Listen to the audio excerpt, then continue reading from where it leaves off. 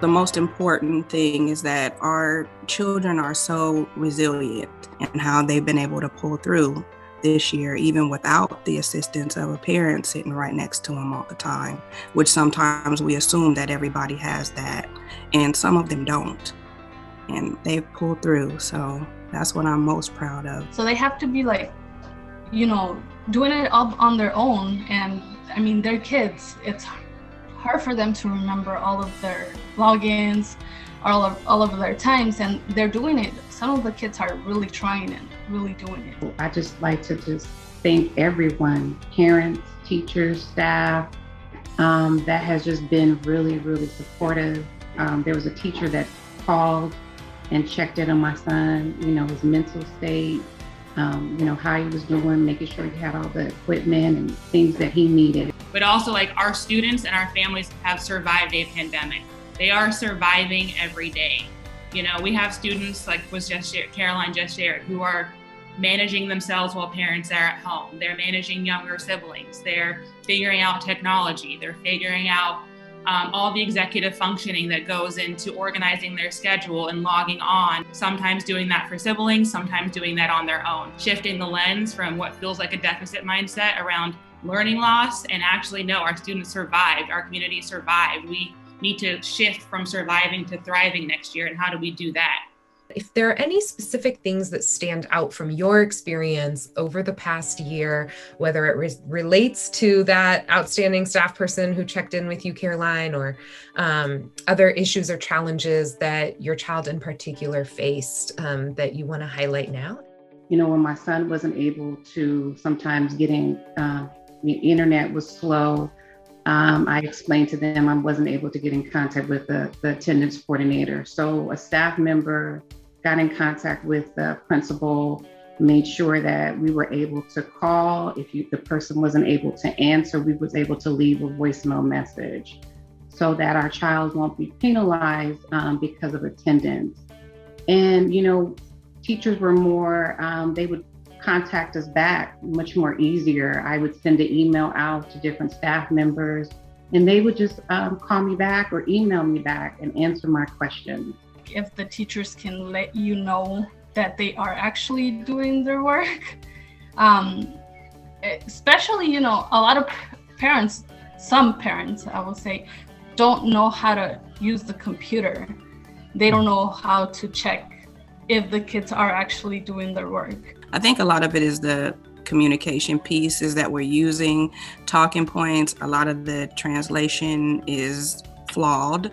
So they'll get a message, but not really understand what it's saying. It doesn't translate appropriately, which is a huge issue in our student population. We have 70% English language learners, but we don't have that amount of translation, or that translation support. So it was really difficult in some cases for me to be able to get in, touch with some of my mom or Spanish speaking parents, because we don't have that level of support at our school site.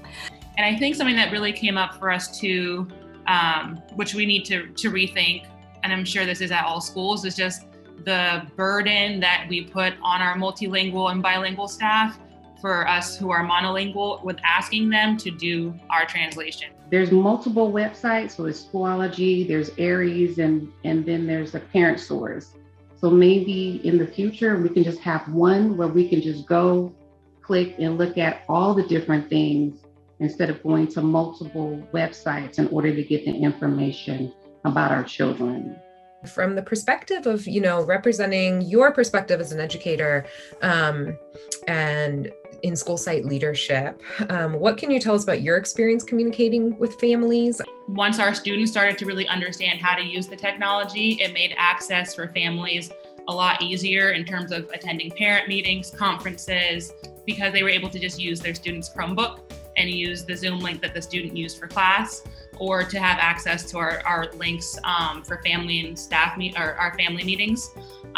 So sort of seeing the transference of students becoming comfortable with technology, and then them supporting their adult at home with being able to access that in terms of a communication strategy was really empowering. And, there is a little bit of a burden when you're asking students to do the educating for their families, but there's also some pride and some power that goes into that. We definitely saw an increase in parent engagement and in parent involvement as a result, because they were logging in from work.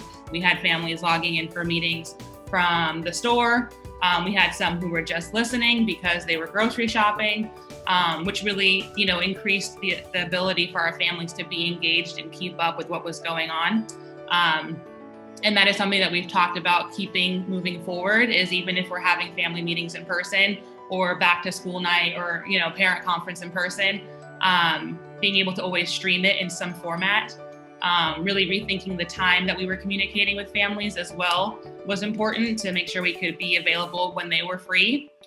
So we've heard some specifics around communication and what you've seen, but drawing from kind of the year you've had, what are some ways you personally, or in the way that you're cultivating your classroom, your team, community, that you're approaching your work differently? One of the most important parts is that, I want them to continue with this technology piece. I think a lot of times with elementary, it tends to get put to the side. Well, they'll have a technology course or elective later, but we have to start really getting our children acclimated to having that knowledge and technology. They know how to play the games, and things like that, but we have to show them. Now they have, the ability to be on a Zoom call and know how to share their screen and know how to, create some of these Google Docs or fill out a Google form, which some adults don't have that knowledge. And then I think in terms of approaching our time differently next year. I think, right now public schools are set up. We're in school from 8:30 to 3:30, and school happens then. And then we expect kids to do homework and independent work outside of that time. And it's I really want us to think too, how do we best use the time that we have for school, for learning, for the online platforms? How do we ensure in that time that students have time to play, students have time to reconnect, students have time to be kids? And asking them, what do you want to see? Because that's how you're going to keep them engaged, finding out what they want. One of the things that I would like for us to see is to make sure that each school has links for every parent to get on the website, so that they can be able, if they don't feel comfortable talking to a teacher, if their child feel that they're not getting all the information, that they can click on the actual link and be able to get that information, so that it can assist them while we're still making this transition during this pandemic. I feel like a lot of the times when kids have internet problems, they can't log in, we didn't have a backup, what do we do since the computer's down? If the school had provided something, in case when the kids didn't have internet, they had a workbook or something that they could be working on instead, or worksheets, anything, so they don't, not use it as an excuse. Oh, my computer's not working, so I guess it's a day off.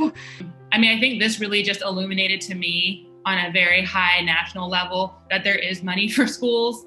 There is money for schools because we got money. So it shouldn't have taken a pandemic for us as a country to get hundreds of thousands of dollars for learning loss mitigation funds in order to get materials and teachers and tutors and technologies into classrooms. I want to give each of you a chance to think about what you want to leave our audience with. I think that just one of the things is just the whole thought of going back to school. I don't know, that whole framing just bothered me from the very beginning. The students have been in school. They've been learning, and the teachers and students and everybody else have been stepping up to make sure that those kids get what they're supposed to have every day. So they're in school, they're learning online, and they're learning a lot of different new things being online, having this different experience. So there has been some positives that have come out of this tragedy, but also too is just maintaining that parent teacher communication. I think that's the most important thing that we just really need to continue to have going forward.